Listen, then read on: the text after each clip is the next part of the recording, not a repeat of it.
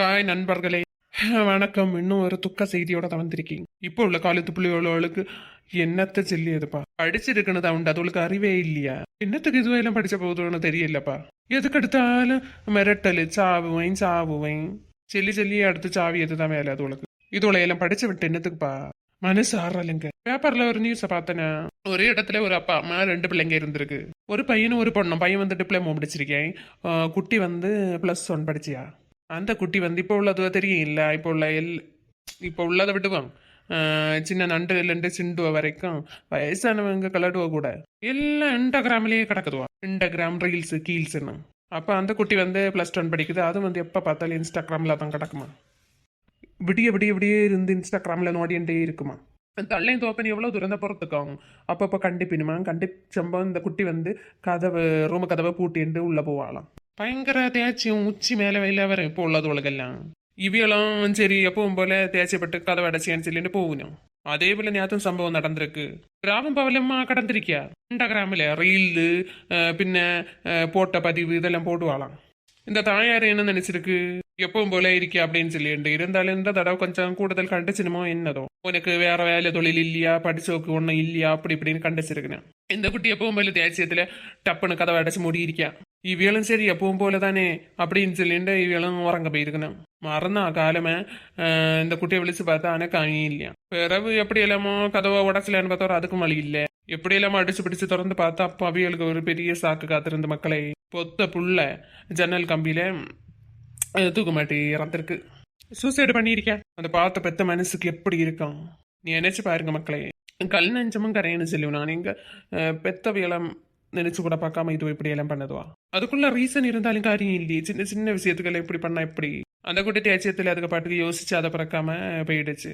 இன்னைக்கு ஆளும் புள்ளும் வலியும் வேதனையான வேதனையில அனுபவிச்சுட்டு இருக்கணும். வருஷ கட்டி நிறைய நடக்குது இப்படி எல்லாம். யோசிக்காம பிறக்காம விபரீதமா முடிவு எடுக்கணும். மாறி மாறி ஒன்று விட்டு ஒன்று பிள்ளைகளுக்கு இப்படி நடக்குது. இதெல்லாம் அடுத்தடுத்த பிள்ளைய பார்க்க தானே செய்துவா. இருந்தாலும் மனசாட்சி இல்லாம யோசிக்காம இப்படி ஒரு செகண்ட்ல போகுதோலே. நமக்கே பிள்ளைகளோட வளர்க்க பாயமா இருக்குப்பா. சிலரெல்லாம் எவ்வளோ கஷ்டத்தை தாங்கிட்டு இருக்கணும். பெரிய இழப்ப சந்திப்பின செலவிய நோயினுடைய அப்போ பெரிய கொடுமையான கொடிய வியாதிகளை வச்சுண்டு ஆசுத்திரி அலையதும் பறக்கியதும் நரக வேதனையா இருக்கும். அதையும் வச்சுண்டு அவைய இருக்கதான் செய்யணும். அவையெல்லாம் சரி வலி வேதனை தாங்க முடியாது எதுவும் பண்ணணும் அப்படின்னு வச்சுலாம். ஆனால் இது ரீசனே இருக்காது. சும்மா பரீட்சையில் ஃபெயிலான லவ் ஃபெயிலியரான പിന്നെ பெத்தவிய அடிச்சுன்னு பறையணும். அது நொட்ட இது நொட்டன்னு சொல்லிட்டு இதுவும் இப்படி பண்ணதுவோம். எத்தனை சின்னாலும் இந்த பிள்ளைகளோളം தெரிந்தில்லை. இந்த குட்டி யோசிக்காத ஒரு செகண்ட் பண்ணிச்சு, அதோட முடிஞ்சு போச்சு. இனி சாவும் வர பெத்தவியை தான் கண்ணீர் விட்டு கிடக்கணும். முன்ன காலத்து மாதிரி முன்ன காலத்துல 7-8 பேரெல்லாம் உண்டு. இப்போ ஒன்று இல்லைன்னா ரெண்டெண்ணம் தான் பெக்கியது. அந்த மாதிரி ஒன்று கண்ணே இல்லைன்னா 2 பிள்ளைய. அது இப்படி பண்ணும்போது எப்படி இருக்கும் பெத்தவியலுக்கு. இருக்க பிள்ளைகளெങ്കിലും புரிஞ்சுக்கோங்க. பெத்தவி வந்து யாரும் உங்களுக்கு நல்லதுக்கு வேண்டிதான் சொல்லுவேன். எல்லாரும் உங்களுக்கு ஃபியூச்சர் வாழ்க்கைக்கு வேண்டிதான் சொல்லுவேன். யாரும் கெட்டு போவானேன்னு சொல்லவே மாட்டேன். யாரையும் நம்பாத, பெத்தவியலை மட்டும் நம்பு. அவியலுக்கு வேண்டி வாழு. இது பெத்தவியலை தூக்கி எறிஞ்சுண்டு இப்படி ஒரேடிய பண்ணி எப்படி ஆக்காம. சில பிள்ளைகளோ வாடி போகணும், இல்லை காணாத போகணும்.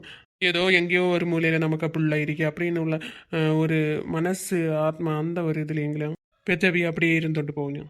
இது உலகத்தை விட்டு போயாச்சு அப்படின்னு சொல்லி எப்படி இருக்கான். மண்ணுக்கடியில் மண்ணோட மண்ணா மக்கி போம்போம்.